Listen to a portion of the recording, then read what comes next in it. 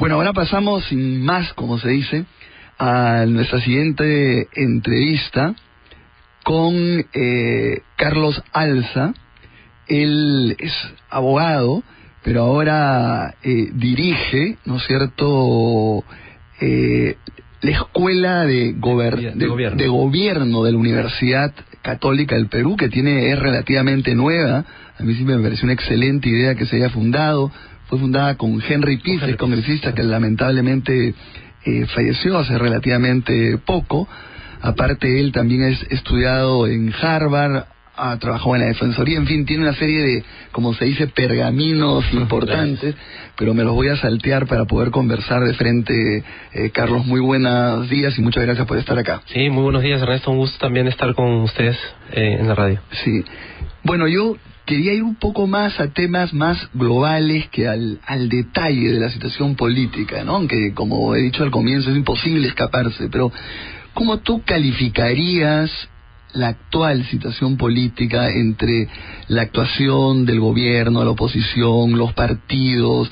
¿Cómo harías un diagnóstico? Si tú estás, por ejemplo, en un seminario internacional o tienes que dar una clase y tienes que decir, a ver, la situación política del país es esta. ¿Cómo la definirías? Sí, mira, esto es un tema importante porque, como tú has mencionado hace un momento, yo ahora dirijo esta escuela de gobierno que fundó Henry Piz y que le estamos dando continuidad y por supuesto también avanzando en los pasos siguientes para posicionar y para consolidar este trabajo tan sólido que inició Henry.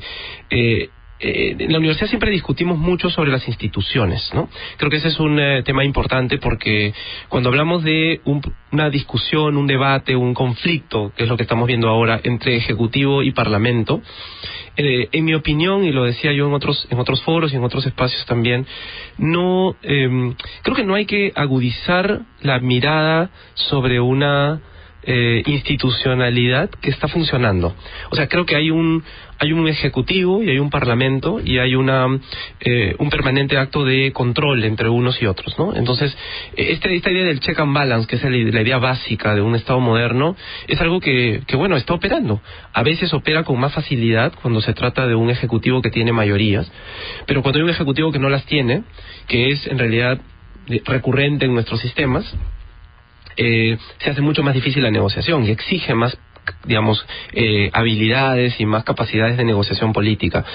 Entonces, en términos de lo que está ocurriendo, digamos, en términos generales, yo diría que es parte de justamente este ejercicio, por un lado democrático y por otro lado institucional, de un control de poderes entre el Ejecutivo y el Parlamento, que, bueno, uno propone una ley, el otro la observa, ¿no? En el caso de este asunto que tiene que ver directamente con las deducciones o las gratificaciones y todo este tema que se está discutiendo hoy día en el Poder Legislativo.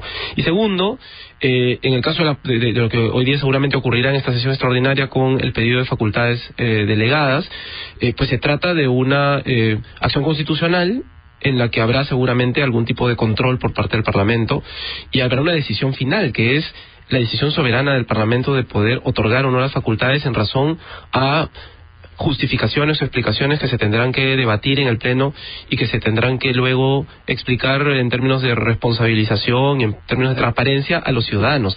Por ese lado, creo que hay que verlo desde un punto de vista institucional y creo que está funcionando. A ver, en ese punto, sí, un ratito, ¿no? O sea, lo que yo entiendo es, tú dices, no nos asustemos tanto porque justamente hay un sistema de checks and balances que es que existe un Congreso que fiscaliza al Ejecutivo, el Ejecutivo cumple su papel, entonces están discutiendo, ¿no es cierto?, sobre atribuciones, descuento de las gratificaciones, para eso están las instituciones.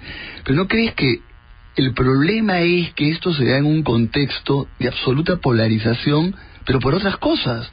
Por la investigación de Nadim, por la bronca de los narcoindultos, o sea, por abajo hay otras motivaciones, y siempre ha habido censura a un gabinete, ahora el peligro de que Cateriano haga cuestión de confianza. No estamos discutiendo realmente, ¿no es cierto?, si el Perú requiere facultades extraordinarias para poder regular dar decretos legislativos en seguridad, sino es una confrontación sobre temas que podrían resolverse de otra manera. No estamos hablando, por ejemplo, tú eres experto en grandes políticas públicas, donde si se diga eso, sería súper interesante, sino...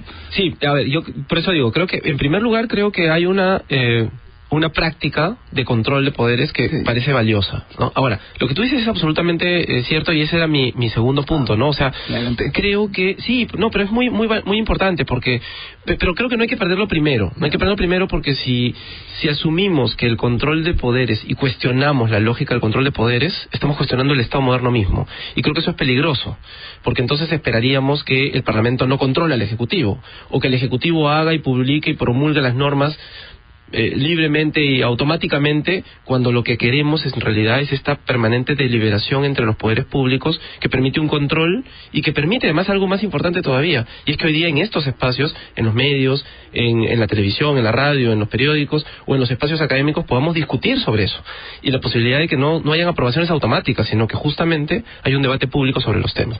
Pero esta segunda parte que tú mencionas es muy importante porque se da en un contexto en el que, por supuesto, hay serios cuestionamientos al comportamiento del Ejecutivo en particular sobre los temas de corrupción. Y entonces eso altera el sistema, porque los mecanismos de negociación se vuelven en realidad mecanismos de necesito un voto más para aprobar, para desaprobar, para desaforar a alguien, necesito un acuerdo político con esa oposición a la que siempre he cuestionado, de la que siempre me he tratado de distanciar, pero ahora los necesito para poder acordar si logro o no las facultades legislativas. Necesito o no un parlamento con el cual yo tengo que negociar de repente algunas concesiones en términos de política pública, y eso me va a llevar de repente a flexibilizar o a agudizar y fortalecer otras decisiones de política pública en seguridad, en salud, en educación o en el tema de las gratificaciones. Entonces, claro, la debilidad que hoy día yo creo muestra el Ejecutivo en términos institucionales como autoridad política, ¿no? En términos políticos, en términos de legitimidad, en términos de transparencia, en términos de su disposición o su poca vocación, diría yo, a la investigación, con estos procesos constitucionales que ha presentado la propia primera dama para evadir el acto de investigación, cuando debería ser al contrario, debería someterse a la investigación y transparentar y poner en la mesa más bien todas sus propiedades, sus cuentas, y decir yo no tengo nada que temer, ¿no? Entonces de repente pues tiene que temer, y por eso no. Bueno, digamos, ¿no? Estoy totalmente de acuerdo. Eso es lo que debería haber hecho desde el primer momento. Más cuando es muy concreto. Estas son las cuentas, estas son las cantidades. Exacto. Acá pasó con pizarrita, o sea... Así es, exacto. Entonces eso creo que altera precisamente este proceso que podría ser natural y hasta positivo de control de poderes, y lo traslada a la esfera de las negociaciones políticas, que no son extrañas en el Estado, ojo, porque todo Estado, o sea, se hace en el Parlamento británico, se hace en Alemania, en Francia o en Estados Unidos, en Chile o en Argentina, o sea, cualquiera de los países se negocia políticamente. Pero por supuesto, cuando hay estos componentes de poca transparencia, de una caída en la legitimidad en la aprobación de los gobernantes, cuando existe además un Parlamento que también tiene cuestionamientos serios, porque el Parlamento tampoco está en la mejor situación. Es un Parlamento que en realidad está operando, está funcionando, pero está fragmentado, tiene dificultades para ponerse de acuerdo entre las bancadas, y por supuesto además tienes este permanente cuestionamiento de la legitimidad misma del Congreso, que tampoco es la Dalí de la transparencia y de la no corrupción. O sea, tienes ahí a los que roban cables, a los del pollo, tienen 12% de aprobación. Y tienen una baja aprobación. Se disputan entre el gobierno, el poder ejecutivo y el poder legislativo quién está peor. Exacto. No, está alrededor de 12% de aprobación. Por eso es que decía yo el otro día, escribía en un blog que tengo se llama Valor Público en la web, escribía yo sobre lo que significa hoy día algo que a mí me preocupa mucho, que creo que tiene que ver con que se está institucionalizando, o sea, institucionalizado quizá ya la desconfianza, ¿no? Entonces vemos conflictos sociales y se trata, en mi opinión, y lo hemos dicho alguna vez en la Defensoría del Pueblo hace muchos años, en 2006, con un informe extraordinario que pidió el Congreso sobre conflictos sociales. Dijimos, el principal problema de los conflictos es la desconfianza de los ciudadanos en su Estado, porque ya no crees en tu autoridad, porque ya no crees en tu congresista, porque no crees en la capacidad técnica que tiene para definir un asunto de estudio de impacto ambiental. Entonces, esos elementos de desconfianza están acentuados por estos problemas de corrupción, falta de transparencia y de falta de coherencia de los propios gobernantes al momento de tomar decisiones de política, ¿no? Antes de pasar al tema de los conflictos, que he leído también algunas cosas tuyas muy interesantes, pero a ver, ¿cuál es, para terminar, cerrar este tema, ¿cómo podría mejorar esta relación entre los poderes, los partidos, gobierno, oposición, que no sea? Porque yo te digo, yo sí creo que si hubiese un pacto, entonces se dijera, ya no se va a investigar a Nariño, a Ollanta, ya no se va a investigar a Alan García, ya no vas a investigar a Toledo, ¿no es cierto? Se va a indultar a Fujimori, tampoco se va a tocar a la familia del entorno de Keiko, resuelto el problema, unanimidad en todo. Pero ¿cómo eso no va a ocurrir? Y felizmente que no ocurra, pero ¿cómo sería para ti, cómo pasar esta valla y pongamos llegar, porque ¿ves también algún peligro de llegar al 2016? ¿Cómo afianzar, ¿no es cierto?, la situación política para por lo menos llegar al 2016, que hagan elecciones? ¿Cómo ves esto de salir de ese entrampamiento? Creo que un asunto clave es que precisamente me parece que hay que defender y proteger el modelo democrático, porque permite visibilizar y poner sobre la mesa estos posibles acuerdos que pueden ser negativos para la comunidad política, para nuestro país. O sea, cuando tú mencionas esto de, bueno, si acordamos una serie de cosas que en realidad probablemente muchos no quisiéramos y que no le hacen bien al sistema porque hacen borrón y cuenta nueva, porque esconden los problemas de corrupción o porque perdonan y generan esta especie de amnistía sobre los asuntos críticos del Estado, bueno, tenemos la oportunidad de ponerlos en la mesa hoy día a través de los medios de comunicación, de la prensa, porque nuestro sistema se está moviendo en un modelo democrático. Entonces, cuando hay el riesgo de que haga una cuestión de confianza el primer ministro en el Congreso, creo que esto es algo que lo hemos discutido y que lo tenemos que alertar, ¿no? Para decir, bueno, si eso ocurre, el Congreso está en jaque, porque no le queda otra que darle las facultades, porque si no le da la confianza, y si no le da confianza, seguramente uno podría considerar en alguna interpretación constitucional que eso llevaría a la caída del gabinete, y eso podría llevar entonces a la posibilidad de que el presidente cierre el Congreso. Algunos dicen eso, algunos cuestionan también, hay un debate constitucional sobre el tema, pero digamos que si eso fuese posible y una interpretación fuese en ese sentido, seguramente estaríamos pensando que el modelo mismo, aun cuando es institucional, no es el escenario que nosotros quisiéramos. Y segundo, creo que cuando tienes que ponerte de acuerdo sobre tantos temas, en asuntos tan delicados, creo que lo que no podría y no debería ocurrir es asumir que las decisiones entre el Ejecutivo y el Parlamento tendrían que poner en riesgo los servicios públicos para el ciudadano. Creo que eso es algo muy importante.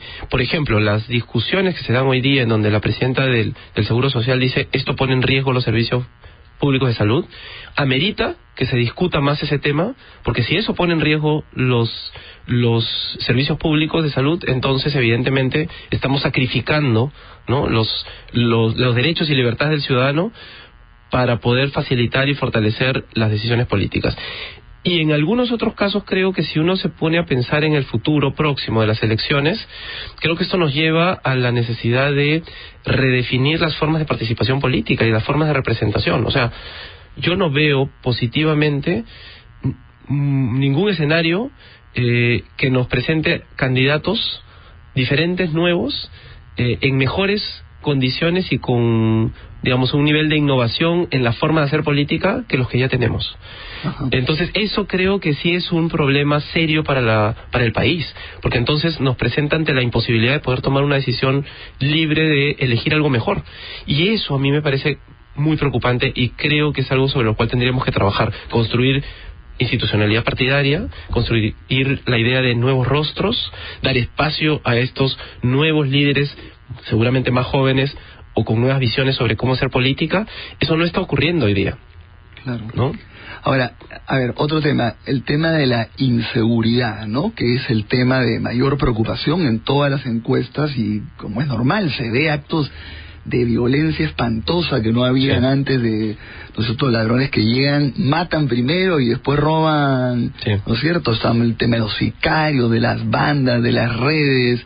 ¿Cuál es, o sea, digamos, por qué, ¿no? O sea, ¿por qué ahora surge esto? Cuando tú podrías decir es un país que ha crecido, ha disminuido la situación de pobreza, hay más clase media, hay más trabajo, hay más consumo, en fin. Sí. Pero ¿cuál es tu explicación, uno? Y en segundo lugar, a ver, si se le da atribuciones, ¿Cuál es la política pública que tú crees que sería la correcta? ¿Por dónde ir? No te pido una receta porque es muy difícil, pero ¿por dónde ves la orientación hacia? Sí, yo creo que ahí nuevamente, ¿no? Creo que el peligro, nuevamente, porque después insisto mucho en esto, aunque es difícil a veces terminar de explicarlo, pero creo que poner demasiada insistencia en el asunto político, que es importante y es relevante, como tú mismo lo has mencionado y lo conversamos hace un momento, nos aleja del otro espacio, que es el espacio de la discusión de fondo de las políticas públicas. Entonces, hoy día discutimos si le vamos a dar o no y si eso puede llevar a la caída del gabinete. Sí, es importante, por supuesto. Pero el problema es, lo que está planteando el Ejecutivo, ¿es lo que necesitamos en seguridad ciudadana o no? O sea, yo creo que, por ejemplo, se está planteando básicamente reformas legislativas, que el sicariato, que si tiene que ser un delito autónomo dentro del Código Penal, que si tenemos que establecer algunas reglas nuevas para que funcionen los procedimientos penales de persecución del delito, si tenemos que lograr que las normas nuevamente hagan que el Ministerio Público tenga más o menos atribuciones o la policía. Son más normas, y yo creo que lamentablemente las normas no cambian las realidades, porque tenemos hace mucho tiempo normas que están funcionando. Un problema clave que, por ejemplo, no se ataca hasta ahora es el problema de las comisarías. O sea, las comisarías no funcionan, y no pueden funcionar porque ni siquiera tienen los recursos. A mí me acaban de robar mi casa hace 2 semanas. Me han asaltado, se han subido por los techos. Y llamo a la policía y la policía me dice, uy, sí señor, qué pena, lo siento, bueno, sí. Pero digo, ¿pero van a tomar huellas dactilares? Sí, pero eso demora, más o menos demorará por lo menos unas 3 semanas. Claro, dentro de 3 semanas ya no va a haber huellas. Y dentro de semana, y si las hay, probablemente dentro de 3 semanas no se interesen tampoco por venir a mi casa a tomar las huellas. Y esa policía además, para llegar ha tenido que tomar un taxi porque no tiene ni siquiera unidad móvil. Entonces, claro, no pueden cumplir funciones porque hay un problema de implementación de las normas que no está funcionando en el sistema de seguridad ciudadana, y que en mi opinión es el gran problema de la política de seguridad ciudadana en el Perú. Claro, el planteamiento que has hecho tú, ¿no es cierto?, por comisarías, ¿no es cierto? Ahí es una red de comisarías sumamente importante. Sí. Pero no es un problema normativo, es un problema de implementación de la política. Y ojo, eso es bien interesante, porque no se trata entonces de seguir diseñando cosas nuevas que somos expertos diseñando, o de terminar diciendo no funciona, sino de ahora centrarnos en el proceso de implementación de la política, que es un proceso operativo, que es un proceso de asignación de recursos y de hacer que la cadena de producción del servicio de seguridad, que es lo que tiene que hacer el policía, el sereno, el juez de paz seguramente que está ubicado en la misma comisaría o en el espacio que se encuentra ahora articulado, que empiece a operar, que empiece a funcionar. Y ese no es un asunto que lo puede hacer la policía con la norma, es un asunto que lo tiene que hacer un gerente que empiece a ver el tema de la seguridad ciudadana como un proceso de producción de servicio de seguridad. Entonces la comisaría, tanto como el serenazgo, son servicios públicos que son de implementación. Entonces, en la escuela movemos mucho la idea con los funcionarios, tenemos 500 alumnos, entonces la maestría de ciencia política, y lo que le decimos es, no es un problema de seguir solo diseñando planes o haciendo normas, es un problema de fijarse en el proceso de implementación, sí. Es un proceso operativo de servicios, ¿no? ¿Cómo se ve que tú también eres abogado? Porque creo que los abogados somos los que más sabemos que con las nuevas leyes no se garantiza nada. Sí. En cambio, los no abogados son fanáticos. Porque en el 2012 se dio facultades extraordinarias para que el gobierno diera normas en seguridad y dieron un paquete gigantesco. Y se das cuenta, cada vez que hablamos de seguridad ciudadana, hablamos de 2 cosas, o la norma o el plan. Sí. Pero yo creo que ya tenemos demasiados planes, demasiadas normas, y la verdad es que lo que se necesita es empezar a hacer operativo el sistema. Y creo que en seguridad ciudadana el gran reto es hacer que el sistema empiece a funcionar. Entonces eso implica que no lo van a hacer los policías. Yo tengo 54 coroneles de la policía haciendo la maestría de ciencia política. Y es una maestría que hoy día está, por ejemplo, en convocatoria. Los alumnos llegan y preguntan y dicen, ¿qué está pasando? Bueno, con esos 54 coroneles, que es un convenio muy especial con la policía, es un trabajo muy interesante, porque hay que cambiar el chip de la idea de tener que dirigir un proceso a través de la norma, y más bien convertirlo y decirle, mira, tu comisaría es en realidad una unidad de servicios, y si es una unidad de servicios hay que hacer que produzca, y hacer que produzca significa que yo tengo insumos, tengo productos que lograr, y tengo una cadena de transformación que implica características muy particulares, que las hace el ingeniero, que las hace el economista, junto con el abogado, por supuesto, pero que requiere capacidades gerenciales que no son las que nosotros ponemos en la ley, que no son las que ponemos en el plan, que requieren otro tipo de habilidad distinta, y yo creo que ese proceso lo vamos a discutir ahora en un nuevo diploma de seguridad ciudadana que vamos a lanzar en los próximos meses, y en el que están justamente involucrados expertos que hacen leyes, que hacen planes, pero también estos otros expertos que se dedican al proceso de implementación de la política, que es un nivel que no está desarrollado. Pero cuéntame más, ya como en la última parte de la entrevista, pero esta escuela de gobierno, este diploma de seguridad, quiero que me explique las dos cosas. Pero escuela de gobierno, hay 500 alumnos. Están preparando a gente justamente para que ocupen funciones públicas, de gobierno, digamos, para que haya mejores gobernantes, finalmente mejores congresistas, ministros. Esa es la idea. Totalmente. La escuela de gobierno y políticas públicas de la Universidad Católica justamente tiene la misión de ser un espacio de formación de capacidades para el Estado. Probablemente el 75% de nuestros alumnos son funcionarios públicos. Y la escuela de gobierno, yo diría que hoy día, la visión por lo menos que yo estoy tratando de incorporar dentro de la escuela, es que nosotros nos orientamos a formar directivos públicos.